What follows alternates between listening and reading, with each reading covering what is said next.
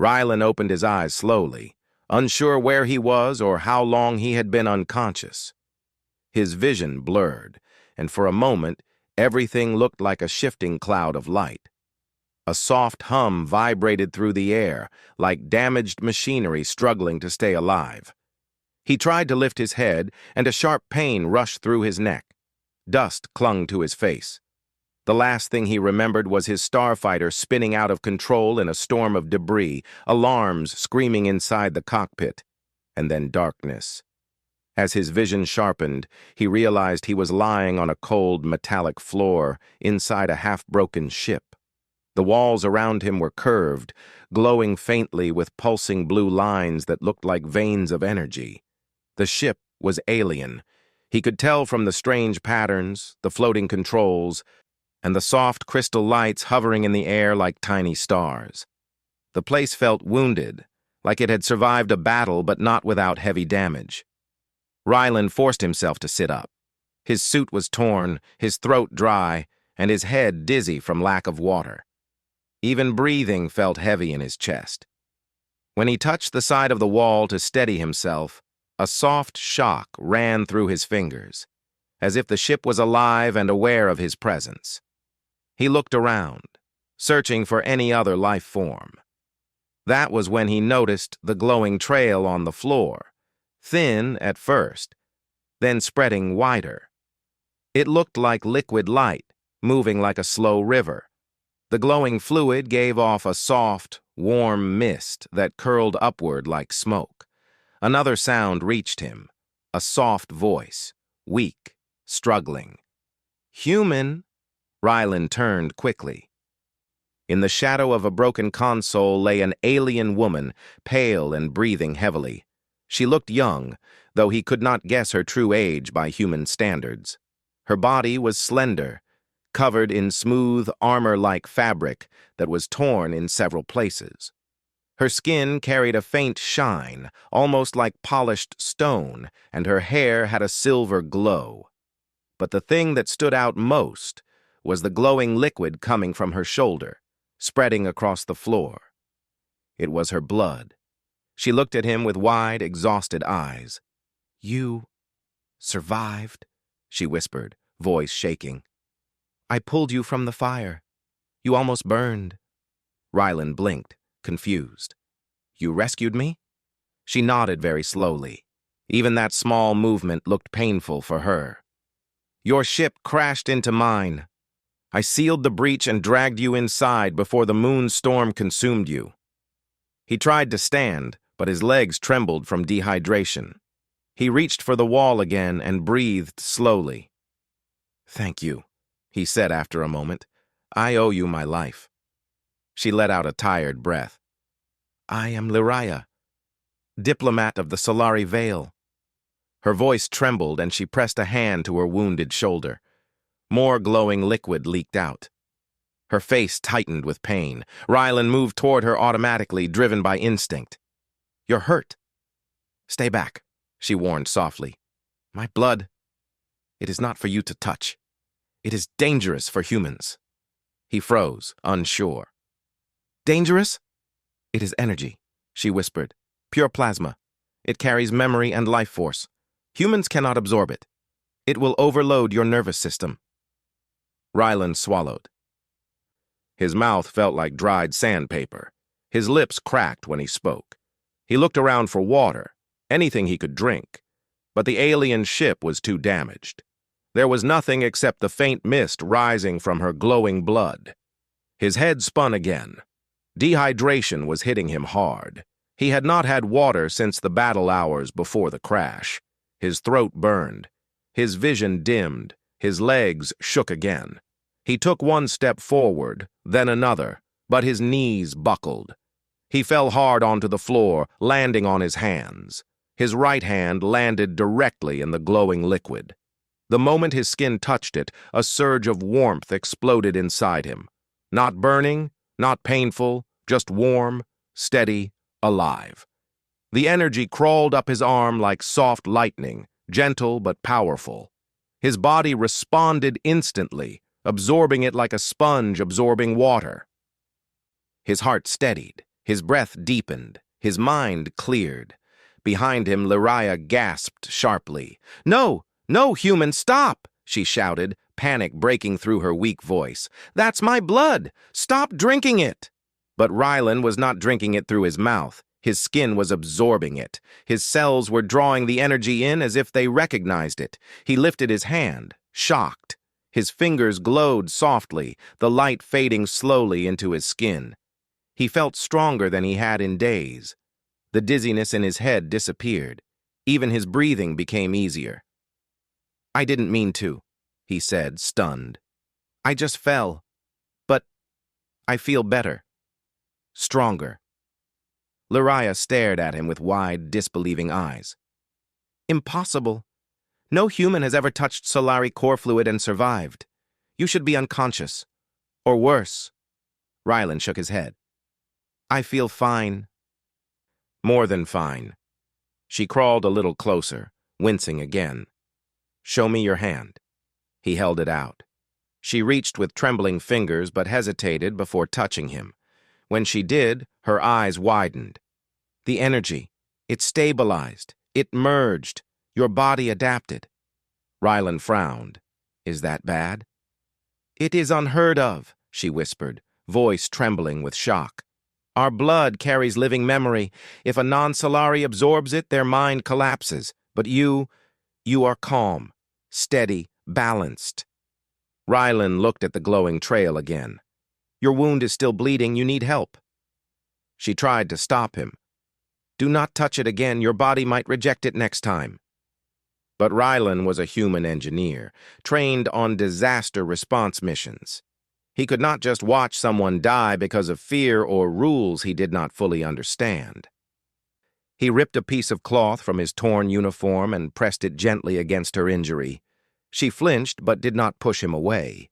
The glowing liquid soaked into the fabric, making it warm. Rylan tied the cloth tightly. "This should slow the bleeding." Lyria looked at him with a strange expression, fear mixed with curiosity, confusion mixed with gratitude. "You risk danger to help someone you barely know," she whispered. "Humans. Truly unpredictable." Before Rylan could respond, the entire ship shook violently. A deep roar echoed from beneath the moon's surface. Dust fell from the ceiling. The lights flickered. "What was that?" he asked. "The moon is unstable," Lyria said, trying to stand, but failing. "My ship crashed here because the surface collapsed. It will do so again. We must leave." Rylan supported her gently. "Can you walk?" "Not far," she admitted. "My energy is low. Too much has leaked out." Another shock wave rattled the ship. A crack split open along the wall, revealing the dark tunnels beneath the moon's crust. Hot air rushed in, thick with the smell of minerals and dust. Rylan held Lyria steady. "We need to move now." She nodded weakly. Together they stumbled through the broken opening into the tunnels. The air was hot and heavy, but at least breathable. The path ahead was lit only by faint glowing crystals buried in the walls. Every step she took seemed painful. Rylan kept one arm around her waist, helping her stay upright. The warmth inside his body remained steady, as if the alien energy was still active, keeping him strong enough to carry her weight. After a few minutes, she spoke softly. "Human, what is your name?" "Rylan," he answered. She nodded faintly. "Rylan, what you absorbed was not just blood. It was memory, emotion. My species stores everything in our core fluid. I do not know how much you took in, or what it will do." Rylan swallowed. "I saw something, a flash. Your ship flying through stars. Voices speaking in a strange language. Were those your memories?" She stopped walking, staring at him in shock. "You saw my memories?" "Just a brief moment," he said. "That is impossible for humans," she whispered again. Rylan helped her keep moving. The tunnel beneath them rumbled again, dust falling from the ceiling. "We'll figure it out later," he said. "Right now we just need to survive." Lyria's voice grew softer. "The hunters, they will come soon." He looked at her sharply. Hunters? She nodded weakly. Those who damaged my ship. They pursue me because I carry diplomatic secrets inside my energy. If they find us before I recover, we will both die. Rylan felt the warm energy inside him pulse, like a heartbeat responding to her fear. He did not understand it, but he felt something new, a sense of connection, like her emotions echoed faintly inside him. He tightened his grip on her arm. I won't let anyone hurt you. She stared at him with surprise, as if she could not believe the seriousness in his tone. You would protect an alien stranger? She asked softly. Rylan looked forward into the dark tunnel. You saved my life. Now I save yours. That's how humans work. The moon trembled again, louder this time. Far behind them, the alien ship collapsed into the dust with a deep roar. Lyria leaned closer, her voice barely above a whisper. Rylan, something strange is happening to you. My energy, it is bonding with you. I can feel it. He felt it too. A faint warmth in his chest, a soft light behind his eyes, a calm strength growing inside him. The bond had begun, and neither of them knew what it meant. Rylan and Lyria moved deeper into the tunnels, their steps slow and uneven. The moon trembled every few minutes, sending small clouds of dust drifting from the ceiling. Strange glowing crystals pushed through the rocky walls, lighting their path with soft blue light. The air was warm and heavy, carrying the scent of minerals and heat rising from deep underground. Rylan kept one arm around Lyria's waist, supporting her carefully. She leaned against him with every step, breathing slowly through the pain. The cloth on her shoulder was now glowing faintly from the energy trapped within it. Her wound had stopped bleeding, but she had lost too much energy already, and her body looked weaker with every passing minute. Rylan felt the odd warmth inside his own body again, almost like a small flame burning steadily in his chest. Every time Lyria stumbled or winced, that same warmth pulsed stronger, matching her emotion. It confused him. He had no idea why her energy reacted like it understood her feelings and his at the same time. He finally asked, What exactly is happening to me? Lyria blinked slowly, struggling to stay alert. I am not fully sure. My people call it resonance. It should only happen between two Solari, two of my own kind. But your body took in my energy and did not reject it. Instead, it formed a bridge. A bridge? Rylan repeated. She nodded weakly. A link, the beginning of a bond. It means our energies react to each other. That is why you feel my fear, or my pain. Rylan looked down at her. Can you feel my emotions too? Only a little, she whispered. Your mind is strong, harder to read. Humans carry a type of inner fire, unpredictable but powerful. It mixes strangely with my energy. They continued walking, the tunnel floor crunching under their boots. Rylan felt more alert than ever, his senses sharp. He could hear small vibrations in the distance, slight air shifts, the soft footsteps of creatures far away. He didn't know if these were normal sounds or if the alien energy inside him was improving his senses. Suddenly, Lyria stopped. She lifted her head, eyes wide with alarm. Rylan, do you feel that? Rylan paused and listened. At first he heard nothing. Then his chest tightened. He didn't hear something, he sensed it. A presence, something moving above them, something large, something searching. He nodded slowly. Yes, something's out there. Lyria placed her palm on the tunnel wall, closing her eyes. The blue crystals near her hand glowed brighter. They are here, she whispered. The hunters. Rylan clenched his jaw. How many? At least 3, she said softly. They are scanning for my energy signature. They know I am weak. Rylan looked around. They had nowhere to hide except deeper in the tunnels. Then we need to move faster. Lariah tried to take a stronger step, but her legs nearly gave out. He caught her before she fell. "I cannot run," she admitted with frustration. "I used too much energy saving you, and the explosion, it drained me." Rylan lifted her arm over his shoulder. "Then I'll carry you if I have to." She looked at him with surprise. "You would do that?" He gave a small smile. "You saved me from a burning ship. This is nothing in comparison." Her silver-blue eyes softened, but she said nothing. They moved deeper, and soon the tunnel opened into a massive underground chamber. A river of molten light ran through the center, flowing like liquid fire, but strangely cold and silent. The air shimmered with energy. Giant stone pillars spiraled upward, holding up the cavern ceiling. The crystals embedded in the walls glowed brighter here, giving the whole place a calm but mysterious atmosphere. Lariah looked around with tired awe. This place, it is ancient, older than my people. The Solari call these caverns memory roots. They store energy from the moon's core. Rylan gently lowered her against one of the stone pillars. "Will resting here help you?" "Yes," she whispered. "I can draw a little strength from the crystals." She placed her hand on the pillar. The blue light pulsed softly, and she let out a slow sigh as energy seeped back into her body. Her breathing became steadier. She still looked weak, but a faint glow returned to her skin. Rylan stood guard, scanning the tunnel entrance with sharp eyes. The air felt charged around him, like the energy inside him was preparing for something. Every sound, every vibration in the ground, every shift in the air felt clearer.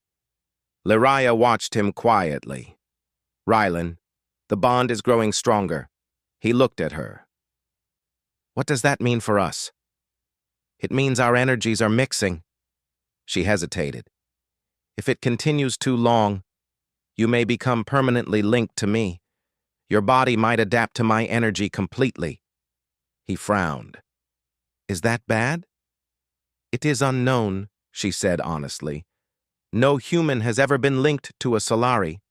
It might give you strength, or it might overload you eventually." Rylan shrugged. "I'll deal with that problem later. Right now, we just need to stay alive." Lariah stared at him with an expression he couldn't quite read. Respect, maybe even trust. Before she could speak, the ground shook lightly again. Rylan stiffened. "They're closer." Lariah tried to stand.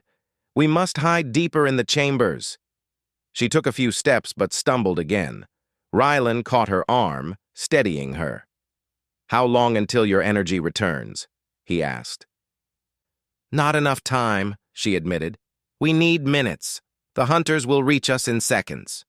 He helped her sit down again. "Then I'll stand between them and you. It's simple."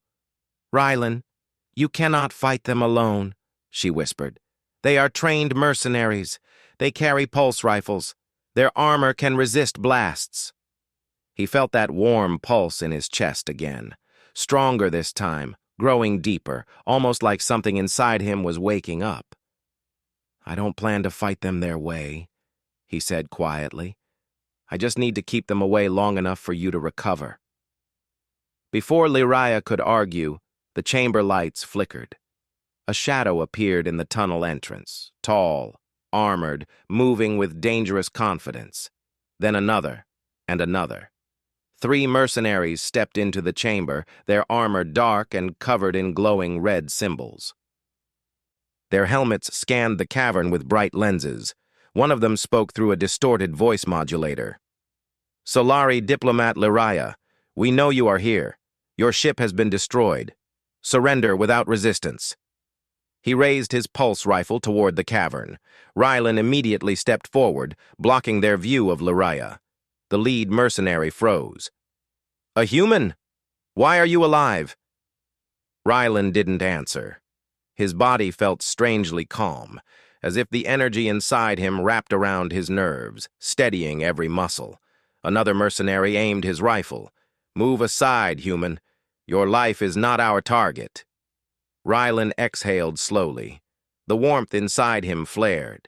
A faint light shimmered under his skin, hardly visible but real. He felt Lyraya's fear behind him, and it fed his strength somehow. "No," Ryland said firmly. "You'll have to go through me." The lead mercenary tilted his head. "You think you can stop us? You are unarmed." Ryland didn't reply. He simply stepped forward again. The mercenary fired. A pulse of energy shot toward him like a bolt of lightning. Instinctively, Ryland raised his arm to shield himself. He expected pain, burning, breaking, something terrible. Instead, the bolt struck his forearm and scattered like dust hitting solid stone. The mercenaries froze. Lyraya gasped behind him. "Ryland, your body absorbed the blast!" Ryland looked at his arm in disbelief. His skin glowed faintly where the bolt had hit. The alien energy inside him pulsed harder, shaping itself around his nerves, forging invisible strength through his muscles. The lead mercenary stepped back. "That is impossible. Humans cannot—" Ryland advanced. Another shot fired. This time Ryland dodged sideways with surprising speed. The movement felt natural, as if the energy inside him guided his muscles before his mind even processed the shot. A third mercenary switched to close combat mode and rushed forward. Ryland met him head-on, grabbing the mercenary's arm. He felt energy pulse from his palm, and the mercenary's armor flickered and deactivated, sending the attacker crashing to the ground. The other two mercenaries hesitated. "What is he?"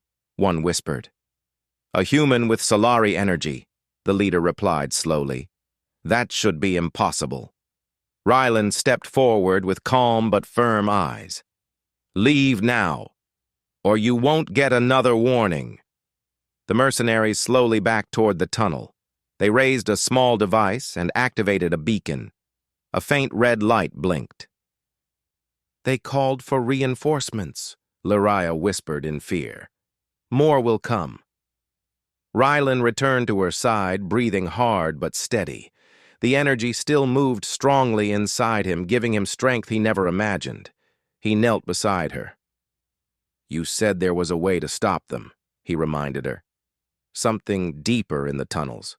Some ancient device?" Her eyes widened slowly. "Yes, the core relic. It can disable technology across this moon, but it requires synchronized energy to activate." "What does that mean?" "It means two beings connected by a bond must work together," she said softly. "Their energies must align perfectly."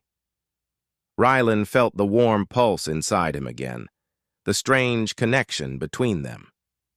"Then we'll do it," he said simply. Lyraya stared at him, amazed. "Ryland, you are not afraid?" He gave a small, determined smile. "Humans don't back down, especially not when someone we care about is in danger." Her cheeks glowed faintly, as if touched by light. For the first time since he met her, she looked hopeful. "We must hurry then," she whispered, "before the hunters return." Ryland helped her stand, keeping her close as they prepared to move deeper into the ancient chamber. The bond inside him pulsed again, steady, strong, alive. Whatever waited in Part 3, they would face it together. Ryland guided Lyraya deeper into the ancient chamber, keeping one arm around her so she could walk without falling. The blue crystals lining the walls glowed brighter the farther they went, as if the cavern itself sensed their presence. Warm air drifted gently around them, carrying faint whispers that sounded like echoes from a time long forgotten. The floor sloped downward slowly, leading them toward the blue glow at the heart of the cavern. The bond between them pulsed quietly inside Ryland's chest, steady and warm. Every time Lyraya breathed shakily, he felt a small tug inside himself, like an invisible thread linking them together. The energy made him more alert, more aware of their surroundings. He could sense when the tunnel narrowed, when the air changed, and when danger approached long before he could hear it with his ears. Lyria leaned against him, tired but determined. Her voice was soft. Rylan, the core relic is very old. It was built before my people learned to travel between stars. The ancients believed it could calm storms, shut down machines, and protect those who carried the bond. Rylan listened carefully. Will it work for us? It should, she said slowly. But we must activate it together. Our energies must match. If they do not, the relic might not respond at all. Rylan nodded. Then we'll make sure they match. A small smile touched her lips. You speak like activation is simple. Most Solari learn bonding for years before they attempt it. Well, he said with a shrug, humans like shortcuts. She looked at him with soft eyes, almost amused. You are truly impossible to understand. They reached a wide open space, a circular chamber twice as large as the one they left behind. In the center stood a massive stone structure, shaped like a sphere resting on a broken pedestal. The sphere was covered in ancient markings that glowed faintly. Crystals floated around it, spinning slowly like planets around a star. The blue light was stronger here, making the entire chamber shine softly. But Rylan sensed something else, too, a deep humming under his feet, like a heartbeat sleeping inside the stone. Lyria stared at the sphere with awe. This is the core relic. My people believe it sleeps until a bonded pair awakens it. Rylan walked closer, still helping her. What do we have to do? We place our hands on opposite sides, she explained. Then we match our breathing. After that, we match our energy. If the bond is strong enough, the relic will respond. Rylan nodded firmly. Let's do it. Before they reached the sphere, Rylan felt a sudden wave of heat rise through the air behind them. His chest tightened. The bond inside him pulsed with warning. He turned quickly. Lyria closed her eyes in fear. They are here. From the tunnel they came through, bright red lights appeared. First one, then two, then many. The hunters had returned, and this time there were more of them. Their armor hummed, their weapons ready. Rylan stepped in front of Lyria automatically. The energy inside him rose like a guarded flame. He could feel her fear, which only strengthened his resolve. The lead hunter lifted his rifle. Human. You interfere again. Step aside. Rylan stared at him calmly. No, you cannot win, the hunter said. Our reinforcements are coming. Even if you stop us, more will follow. Rylan's voice remained steady. Then you'd better hope you can stop me first. Before the hunter could reply, a pulse of light shot from his rifle. Rylan dodged effortlessly. The beam smashed into the stone floor, sending shards flying. Another hunter charged with a glowing blade. Rylan caught the blade between his hands. The energy crackled, but his palms absorbed the shock. With a sharp twist, he knocked the attacker to the ground. Lyria gasped softly. Rylan, your body is adapting faster. More hunters attacked. Rylan moved like the energy inside him was guiding every motion. He ducked under a rifle swing, grabbed a mercenary by the chest, and threw him back with surprising strength. A pulse bolt hit his back, but instead of falling, Rylan straightened, absorbing the impact until the glow faded. The hunters stared at him with disbelief. This is impossible, one whispered. Humans cannot hold Solari energy. Rylan stepped toward them, eyes glowing faintly with blue light. You hurt her. You chased her. You destroyed her ship. This ends now. The hunters exchanged uncertain looks, but before they could regroup, Lyria's weak voice called out to Rylan.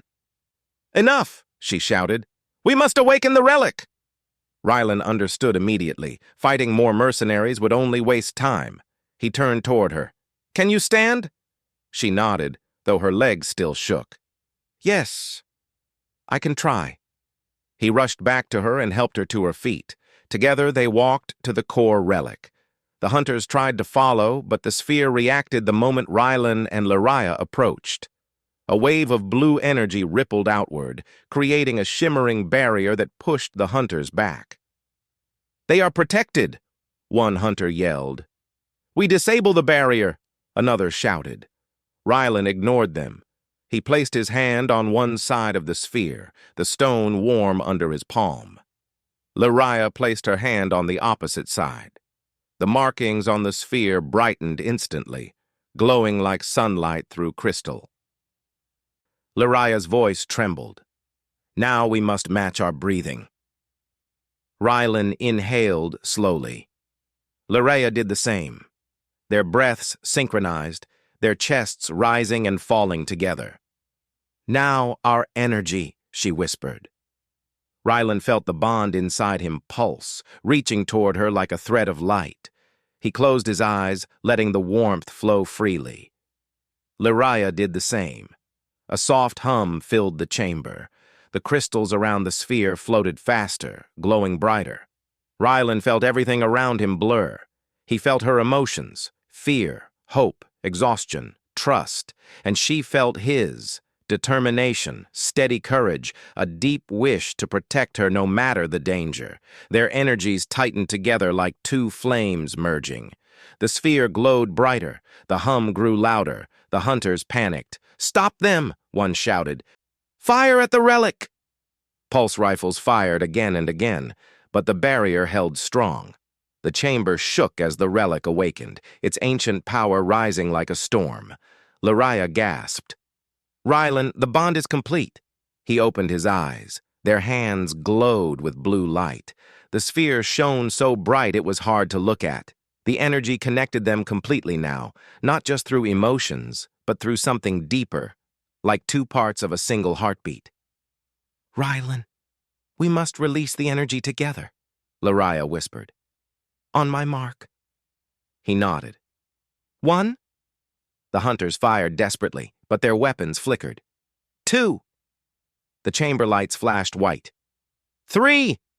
They released the combined energy into the core relic. The sphere exploded in a burst of blue light, not damaging but powerful.